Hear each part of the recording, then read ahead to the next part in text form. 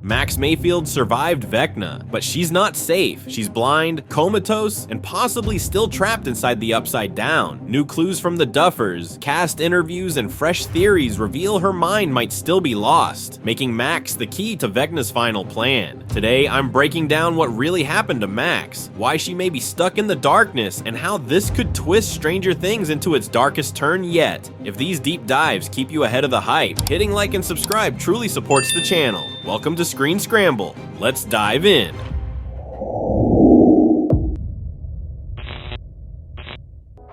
The girl who cheated death. By the end of season 4, Max wasn't just another Hawkins teenager. She was VECNA's final sacrifice. Chrissy, Fred, Patrick, all lifted, contorted, left hollow to rip open new gates between his world and Hawkins. Max was supposed to be next. The fourth kill, the last crack to tear the town wide open. VECNA didn't just seize her body. He pulled her mind straight into the Upside Down to finish his ritual, while her body remained helpless in the Creel House. Blood streamed from her eyes, her limbs broke from the inside out, and when VECNA finally let go, Max dropped blind into Lucas's arms, whispering that she was scared, that she didn't want to die. Then her heart stopped. That should have been it. VECNA had his fourth kill. Hawkins should have fallen, but 11 reached her from miles away in California, floating in a makeshift sensory tank behind a surfer boy pizza. She forced her way into that nightmare, put her hand over Max's heart, and breathed life back into her body. Ross Duffer even admitted they almost didn't save Max at all. He told Entertainment Weekly, "For a while, that is what was going to happen.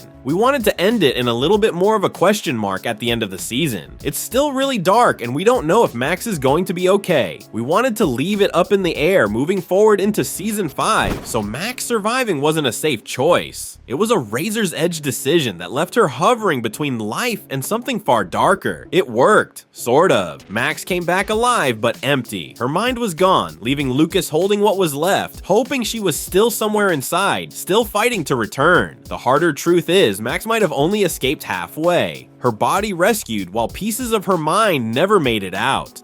The unexplainable void and SADIE Sink's warning. Ever since that night, Max has been lying in a hospital bed, hooked up to machines keeping her alive. Her brain scans are inconclusive, and according to Lucas, the doctors can't explain any of it. Her heart stopped for over a minute, yet somehow she's still here. They're calling it a coma, but Max isn't responding to anything, not even the most basic triggers. SADIE Sink called the season 4 ending heartbreaking, saying, "The emotional weight of Max's story was the heaviest I've ever carried. It pushed her to her absolute limits." She added, "I think the scariest part is Max doesn't even know what she's lost. She's alive, but the emptiness in her is terrifying. There's so much we still have to learn. She might not realize the parts VECNA hollowed out, or that they could be gone for good, which means this isn't some simple medical recovery. It's a total void, a psychic blackout that no one can reach. Max might not be unconscious at all. She could be stuck reliving the same guilt and pain VECNA once used to break her, caught in a loop so deep she can't claw her way out, or even signal for help."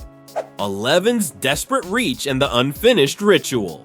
When 11 connected to Max that day, she was desperate. Her powers had only just returned thanks to the Nina Project, and she was miles away from Hawkins, floating in saltwater behind a pizza shop. But it worked. She found Max inside VECNA's nightmare. That blood-red mindscape littered with the echoes of his victims. 11 tried to fight VECNA as he hunted Max, but his power overwhelmed her, binding her, forcing her to watch while he drained the life out of Max. She finally broke free and hit him with everything she had, tearing him out of Max's mind before he could finish the kill. It was enough to stop Max from becoming the final piece of VECNA's plan, but it also meant the ritual was left hanging, incomplete, unfinished in a way that's almost worse, because Max's body lived, but her mind was already too deep inside VECNA's world when the connection severed. That sudden break might have left pieces of her consciousness still tangled in his darkness, which means Max didn't come back whole. She came back half rescued, with VECNA's unfinished ritual still echoing around her, a loose end he could pull on when the time is right. A mind still haunted, hunted, and held. Max's coma might not be medical at all, because her mind was last seen inside VECNA's sinister world. Her fears, her memories, the guilt she still carries over Billy, over and over. She might be forced to relive Billy's death. Her worst fears, the feeling of being hunted with no escape. For Max, that's not memory. It's her personal hell, all laid bare for Vecna to warp. And when 11 broke his hold on her, it didn't pull Max fully back. So what if her coma isn't unconsciousness, but captivity? What if her mind is still wandering the upside down, haunted by echoes of Billy and the friends she fears losing? What if Vecna is still there, lurking in the corners, feeding on her torment, keeping her trapped so she can't wake? Can't warn anyone, can't help when he rises again, and 11 knows it. She carries a crushing guilt over not being strong enough to save Max completely. It's a shadow that darkens every one of her choices and could weigh even heavier when Vecna inevitably returns. Max may look peaceful in that hospital bed, but in reality, her mind might be living through an endless horror, hunted again and again by the monster that almost took her life. Max's guilt makes her the perfect victim, because guilt is the key to everything. Vecna's entire method hinges on dredging up your deepest shames, forcing you to relive them until your mind cracks under the weight. For Max, it was always Billy, blaming herself for his death, for never saying enough, for secretly wishing he'd just go away. Even if Vecna can't fully reach into Hawkins from wherever he's hiding now, having Max's mind stuck in his realm is like a permanent open wound he can keep pressing. Matt Duffer hinted how Max's guilt is still the core of her story. We always saw Max as someone who internalized her trauma. That makes her extremely vulnerable to Vecna, and it's not something that just disappears because the season ended. That guilt isn't just a loose end, it's a feeding ground for Vecna. Every regret, every unspoken fear, every memory she wishes she could rewrite, he can mangle into something sharp enough to cut her from the inside out. So even lying in that hospital bed, Max isn't safe. Her mind is still the perfect hunting ground, echoing with everything Vecna needs to keep her trapped, and to grow stronger for whatever comes next. That means Max isn't just some passive coma patient. She's still Vecna's perfect target, alone, terrified, with no way to escape his whispers, and the more he feeds on that, the stronger he could become. Is this still part of Vecna's plan?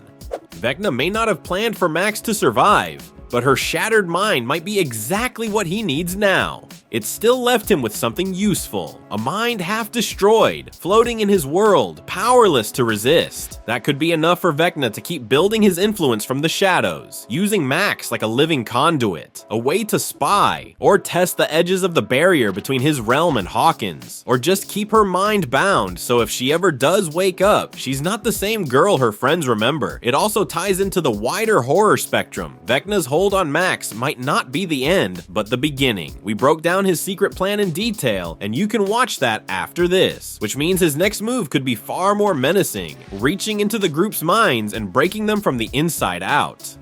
The horror no one can see.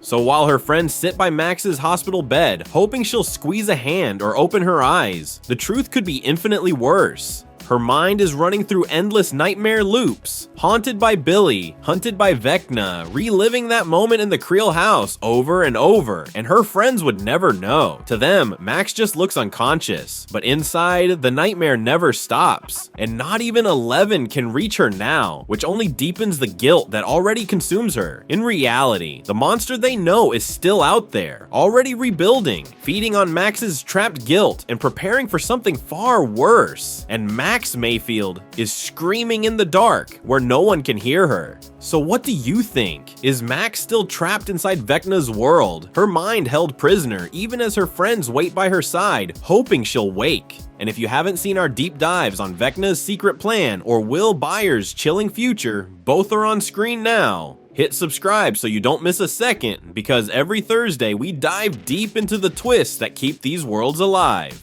And until next time, Scrambled out.